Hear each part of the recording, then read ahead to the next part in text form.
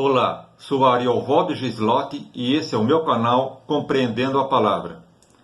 Esse canal tem o propósito de pregar a Palavra de Deus, ensinando como viver a melhor e preparar a nós e a nossa família para o reino de Deus. Ajude-me a espalhar o Evangelho, se inscrevendo no canal e indicando aos seus familiares e amigos. Toda semana haverá uma nova postagem, com diferentes assuntos, sermões, estudos bíblicos, entrevistas com diferentes profissionais cristãos, abordando diversos assuntos de interesse da família. Claro, sempre apoiado nas Sagradas Escrituras. Vamos ao assunto de hoje.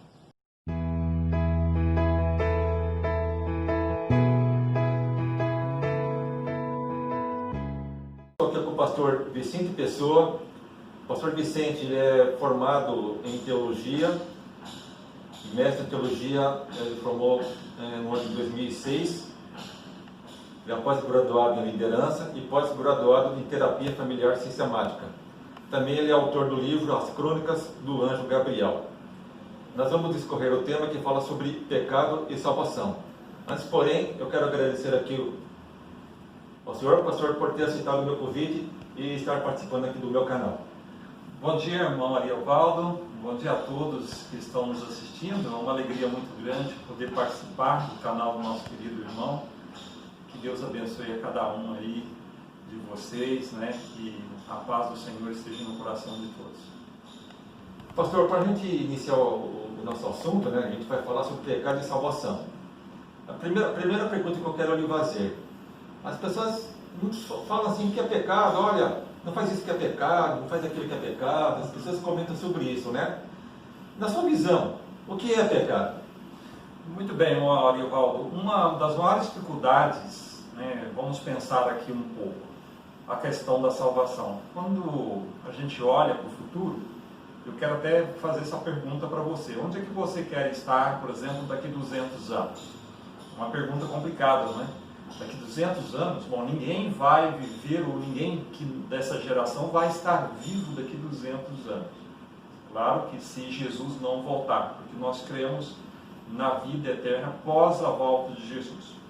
Então, se você pensa assim a longo prazo, né, daqui 200 anos, onde você vai estar? Ou você vai estar morto, obviamente, né? Salvo ou morto, perdido. Sim. Esse é um grande problema. E a diferença que nós temos que pensar aqui, quando pensamos na questão da salvação, é o que fazer para ser salvo. Essa não é a pergunta que vale muito dinheiro?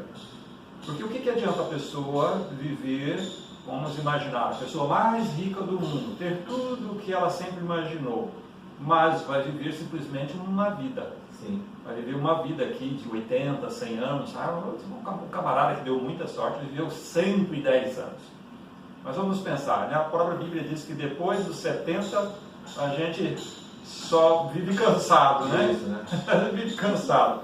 O apóstolo Paulo ele diz assim: maldito o homem que só espera nessa vida. Claro, então nós temos que olhar para a complexidade de tudo e imaginar. Não, a vida não pode ser só essa. E a palavra de Deus nos revela que nós temos a oportunidade da salvação e da vida eterna. Jesus ele disse assim: todo aquele que crer em mim e for batizado será salvo. Aí vem a pergunta: salvo do quê? Salvo Verdade. do quê? Não é? Verdade. Então, se alguém lhe pergunta, né, se você quer ser salvo, a pergunta que você vai fazer é: salvo do quê? Salvo do quê? Aí entra a questão da revelação, que a palavra de Deus nos traz uma grande revelação, que é a origem do pecado. Aí vem a pergunta: mas o que é pecado? O que é pecado? Então vamos permitir que a palavra de Deus nos mostre o que é pecado. Nós temos que ter aqui um bom entendimento a respeito do que é o pecado, para depois a gente entrar aí no outro assunto, que é a questão da salvação. Eu vou ler aqui um texto que se encontra na primeira carta do apóstolo João, capítulo 4, e diz assim, capítulo 3, verso 4, ele diz assim: todo aquele que pratica o pecado também transgride a lei, porque o pecado é a transgressão da lei. Então nós temos aqui uma descrição bem clara do que é pecado. Então se alguém perguntar para você o que é pecado, a palavra de Deus diz: pecado é a transgressão da lei. Agora, qual lei é essa? Verdade. Que lei seria essa? Então, se eu transgredir a lei, por exemplo, a Constituição, estou cometendo um pecado, talvez você está cometendo um pecado contra o Estado. Mas, na realidade, aqui a palavra de Deus está falando da lei de Deus. E essa lei de Deus nós encontramos lá no livro de Êxodo, capítulo 20, você vai encontrar os 10 mandamentos. E com certeza você já ouviu falar sobre os 10 mandamentos. Os 10 mandamentos, eles são bem claros. Os 4 primeiros mandamentos são referentes a Deus, né, que é o primeiro mandamento que diz: não terás outros deuses diante de mim. O segundo mandamento, que proíbe a idolatria. O terceiro mandamento, honrar o nome do Senhor. E o quarto mandamento fala a respeito da guarda do sábado, né? Lembra-te do dia de sábado para o santificar. Por quê? Porque Deus, Ele criou o mundo em 6 dias e no 7º dia Ele abençoou e santificou. Está lá, é o quarto mandamento da lei de Deus. O 5º mandamento faz uma referência à obediência aos pais, honrar os pais, né? O 6º mandamento você fala ali também do relacionamento com o seu semelhante: não matar, aí vem, não roubar, não cometer adultério, não dizer falso testemunho, nem cobiçar nada que pertence ao seu semelhante. Quando nós observamos estas leis, ou essa lei, no caso, esses mandamentos que fazem parte dessa lei, nós estamos amando a Deus sobre todas as coisas e o próximo como a nós mesmos. Então essa é a lei áurea. Jesus, ele foi bem claro quando ele disse assim: você observa a lei quando você ama a Deus sobre todas as coisas e o próximo como a ti mesmo. Então logo, o que é pecado? Quando você transgride o mandamento, ou a lei, ou você deixa de amar a Deus sobre todas as coisas e o semelhante como a si mesmo. Mas, pastor Vicente, essa lei que o senhor está referindo à lei de Deus, né, dos 10 mandamentos, ela sempre existiu? Como que surgiu o pecado? Então, o pecado, ele teve origem no céu, né? A palavra de Deus nos revela que o pecado teve origem lá no céu. Eu não vou ler todos os textos para a gente não ter aqui um vídeo bem longo, mas você pode ler, por exemplo, nós temos Ezequiel, Isaías, Apocalipse, principalmente Apocalipse, fala dessa origem do pecado no céu. Então essa lei já existia no céu? Já existia o princípio da lei no céu, que é amar a Deus sobre todas as coisas e o próximo como a ti mesmo. Então o que a Bíblia diz? Lúcifer, o primeiro anjo de Deus, nós poderíamos dizer que Lúcifer é o segundo poder do universo, o segundo poder. Por que eu falo segundo poder? Porque a divindade é uma só: Pai, Filho e Espírito Santo, uma unidade composta de 3 pessoas, Pai, Filho e Espírito Santo. Então, abaixo da divindade, Lúcifer é um ser criado, claro, criado, mas o ser mais poderoso criado do universo. Não se iguala, é óbvio, à divindade. Isso seria aqui impossível, né? A gente igualar uma criatura ao seu Criador. Não dá para se comparar. Mas, diante dos seres criados, Lúcifer é o ser mais exaltado em poder do universo. E o que acontece com Lúcifer? Lúcifer, a Bíblia diz, principalmente Isaías, que ele elevou o seu coração. Em algum momento, Lúcifer ele começou a olhar para a sua beleza, para o seu poder, né? E aqui um fato interessante, irmão Leovaldo, que muita gente imagina o mal, né? Quando a gente fala do diabo, de Satanás, já no folclore ele pinta o Satanás com aquela aparência, né? Aquele bicho vermelho híbrido, né? Com pernas de animal, com chifres, com tridente, aquela coisa feia. Tudo vermelho. Tudo vermelho. Isso é folclore. Na realidade, a Bíblia apresenta que Lúcifer é um anjo de luz. Até o próprio nome reflete isso, né? Então quer dizer que quando ele foi criado, ele não foi criado dessa forma mal, né? Não foi criado, na realidade, ele era um anjo, um querubim cobridor. Ele era o primeiro entre os querubins em poder, é o porta-voz de Deus para todo o universo. então ele que representava Deus em todo o universo, Deus ele colocou a beleza em Lúcifer, era o ser mais belo criado. E quando Lúcifer ele começou a olhar para a sua própria beleza e olhar para si próprio, ele, a Bíblia, inclusive aqui no Evangelho de João, onde eu li, capítulo 3, verso 4, então João ele diz assim: todo aquele que comete pecado, ou aquele que vive pecando, também transgride a lei. É interessante que João ele usa a palavra ali no original, no grego, hamartia. Hamartia significa errar o alvo. Na realidade, se a gente pegar aqui na sua essência, o que significa pecado? Errar o alvo. Qual o alvo? A gente sabe que Jesus disse que a lei se resumia em amar a Deus sobre todas as coisas e o próximo como a ti mesmo. Então, o que seria errar o alvo? O princípio da lei já existia no céu. Ela existia no céu, o princípio. Qual era o princípio? Amar a Deus e o próximo. O que Lúcifer fez? Na realidade, Lúcifer ele desviou-se do alvo, que era amar a Deus e amar o seu semelhante. E o que Lúcifer fez? Ele passou a amar a si mais do que a Deus e mais do que ao próximo. Então, nós poderíamos dizer que pecado é um amor invertido, ou egocentrismo, é o egoísmo, né? George Knight, que ele é um professor de teologia, ele está aposentado agora, nos Estados Unidos, na Andrews University. Ele escreveu um livro, esse livro tem o título Eu Acostumava a Ser Perfeito. Interessante. Eu acostumava a ser perfeito. Ele tinha uma visão perfeccionista, né, da teologia. Depois, quando ele foi estudando, com a própria experiência da vida, ele percebeu, então, na realidade, que o que era a justiça pela fé, o que era a salvação e o que era a essência do pecado. E ele diz lá, pecado, na realidade, é um amor invertido. Porque quando você coloca o eu como foco da sua própria vida. E eu quero fazer uma pergunta para você. Quem tem sido o primeiro na sua vida? É você mesmo? Ou você tem se preocupado com Deus, com aquilo que Deus requer para a sua vida e também para o seu semelhante? Não é? Aí foi onde Lúcifer caiu. Então o pecado teve origem no céu. Tudo bem, pastor. O pecado teve origem no céu, tá? Com Lúcifer e com os anjos que seguiram, vamos dizer assim, a ideia dele. Tá? Uhum. Mas como isso afetou o homem aqui na Terra? Então, no Apocalipse, ali no capítulo 11, fala que houve uma guerra no céu.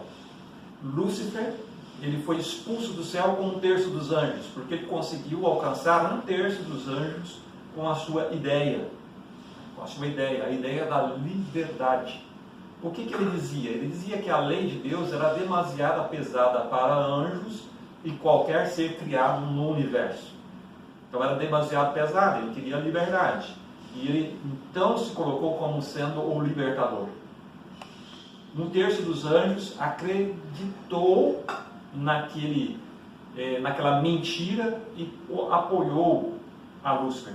E lá em Apocalipse diz que houve uma batalha no céu. Miguel e seus anjos, aqui é Miguel, né, o arcanjo Miguel, na realidade Jesus Cristo, né, a segunda pessoa da divindade, entra em combate com Lúcifer e os seus anjos. Eles são expulsos do céu.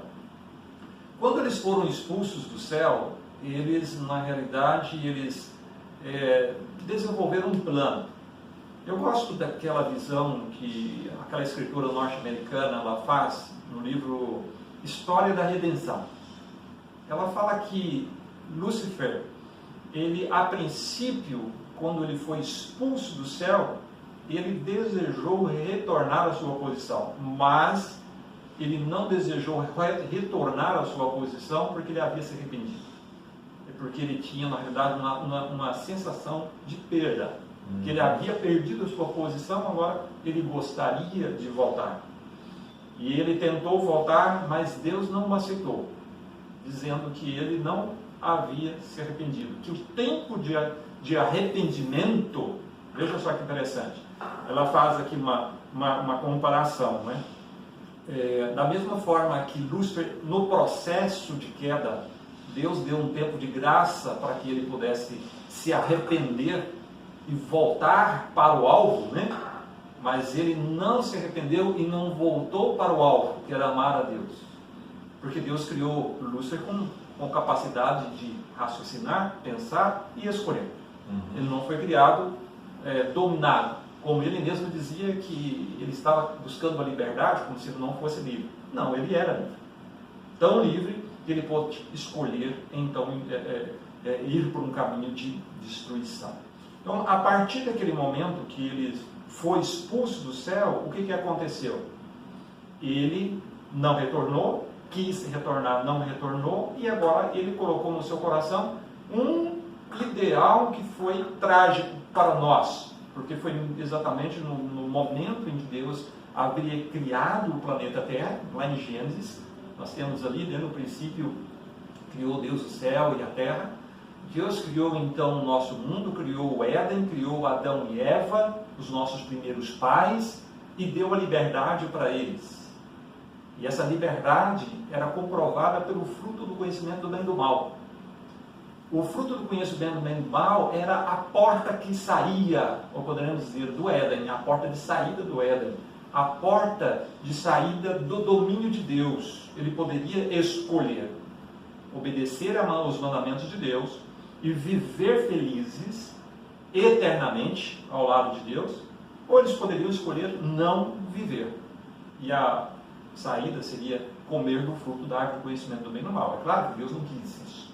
E disse para eles: no dia em que vocês comerem do fruto, vocês morrerão. Porque a vida pertence a Deus. Ele dá a quem quer. Se a pessoa não quer estar ligado em Deus, não pode ter vida. Então é o nosso alvo. E foi aí que Lúcifer, ele teve uma ideia macabra. Eu vou atacar a obra-prima da criação de Deus, que era o homem, que foi criado à sua imagem e às suas semelhanças. A gente pode pensar assim, pastor, já que eu não posso com Deus, né, que realmente ele é um ser poderoso, mas é limitado o poder dele, né, ele podia atingir Deus, então ele pensou: não posso atingir Deus, então vou atingir a criação de Deus, o homem na sua obra-prima. Isso. É isso, né? Exatamente. É como uma pessoa, às vezes, né, a gente está aqui, uma pessoa má quer atingir alguém, ele não consegue atingir essa pessoa, ele vai no filho da pessoa. Exato. Né? Eu não atingo você, mas eu pego o seu filho. E foi assim que Satanás, então, surgiu essa ideia macabra, né, na cabeça dele, né? Não posso atingir Deus, mas eu vou atingir os filhos dele. Foi isso, né, pastor? Exatamente isso. E ele entendeu, também Lúcifer, ele tinha um conhecimento do plano da redenção. O que seria esse plano da redenção? O plano da redenção é que Deus, ao criar o homem, e claro, havia já essa rebelião em andamento. A divindade, então, ela, ao criar a humanidade, sabia que a humanidade poderia estar sujeita a essa rebelião, ser influenciada por essa rebelião. E eles desenvolveram um plano que a Bíblia diz, plano da redenção. O plano da redenção consistia em que a divindade, caso o homem pecasse, e o homem, quando eu digo que o homem e a mulher, né, de uma forma genérica, caso a criação, a obra-prima de Deus, pecasse e fosse ter que cumprir a exigência da lei, que era a morte, haveria então uma substituição. Deus morreria no lugar do homem. É por isso que lá no Evangelho de João, também eu estou usando aqui o capítulo de João como base, se você ler todo o Evangelho de João, você vai ver isso. No Evangelho de João, no capítulo 3, e no verso 16, diz que Deus amou o mundo de tal maneira que deu seu único Filho, Jesus Cristo, para que todo aquele que nele crê não pereça, mas tenha a vida eterna. Então, ali, naquele momento, Lúcifer, ele sabia que existiria isso. Como ele estava condenado à morte, ele imaginou que se ele levasse o homem a pecar e o plano da redenção fosse executado, de alguma forma ele poderia ser incluído. Foi isso que ele imaginou. Então, para salvar o homem, Deus terá que me salvar também. Terá que me dar a oportunidade e não me destruir, porque ele sabia que o salário, a Bíblia diz que o salário do pecado é a morte. É tanto que é a realidade, isso ninguém pode negar. Porque é a única realidade que nós temos, a morte. Essa é a única certeza. Certo. A pessoa, quando nasce, ela já nasce predestinada à morte. Inclusive, essa é a única predestinação que a Bíblia fala. Você já é predestinado à morte. Você já nasce já envelhecendo, né? Verdade. Nasce envelhecendo. Então, a partir do momento que a pessoa ela é gerada, aqui biologicamente, ela vai até um certo ponto, depois ela começa no estágio de envelhecimento. E ninguém até hoje encontrou a fonte da vida. No sentido metafórico, porque você já ouviu falar de naquela visão científica daquela busca da fonte da vida. Se você tomar daquela fonte, daquela água, a pessoa viveria a eternidade. A Bíblia ela nos revela a fonte da vida. A fonte da vida de Jesus. Jesus ele se colocou como sendo a água viva. Quando ele teve aquele encontro com a samaritana, ele falou: se você tomar da água que eu lhe der, você nunca mais terá sede. Ele estava falando ali, simbolicamente, falando da salvação. Então, nesse sentido, Lúcifer, ele induziu o homem, começando com Eva, a cair em pecado. E agora a gente percebe que há uma repetição daquilo que ele fez. O que Lúcifer fez? Ele era um ser criado segundo o poder do universo, ele quis ser Deus, estar no lugar de Deus, ele quis ser mais. Ele não se contentou em ser o ser criado mais poderoso do universo, ele não se contentou. Ele vai então agora para Eva. O que ele faz com Eva? Ele induz a Eva a olhar para si e desejar ser Deus. Porque ele disse para ela: no dia em que você comer desse fruto, seus olhos se abrirão e você será como Deus. E ali a Bíblia diz que Eva, vendo que o fruto era bom para dar entendimento, tomou do fruto e comeu. Naquele trocadilho que João fala, todo aquele que comete pecado, transgride a lei. Então, pecado ali é hamartia, é errar o alvo, e transgressão da lei é anomia. Anomia é a consequência de hamartia. Hamartia na Bíblia, uma das melhores traduções, significa, tem mais uma relação com condição, não com um ato. É uma condição que te leva a um ato. Então, hamartia leva à transgressão da lei. Então, todo aquele que vive no pecado, ele transgride a lei. Porque transgressão da lei é uma vida de pecado. Correto. E veja só que interessante que Eva, ela tomou a mesma decisão. Então, ela errou o alvo, se desligou de Deus, da sua lei, da obediência, e ela leva à transgressão, que é a anomia. Quando ela comeu do fruto, ela estava cometendo a anomia. Correto, pastor. No início o senhor falou, quem é que quer ser salvo? Que salvo de quê? Mas aí o senhor está citando que Deus veio, na forma de seu Filho, de Jesus Cristo, e morreu por nós. Existe algo ainda que nós precisamos fazer para ser salvos, ou não precisamos fazer mais nada para sermos salvos? Semana que vem daremos continuidade a essa conversa com o pastor Vicente. Aguardem a conclusão do assunto. Até lá. Se você gostou desse vídeo, coloque um like.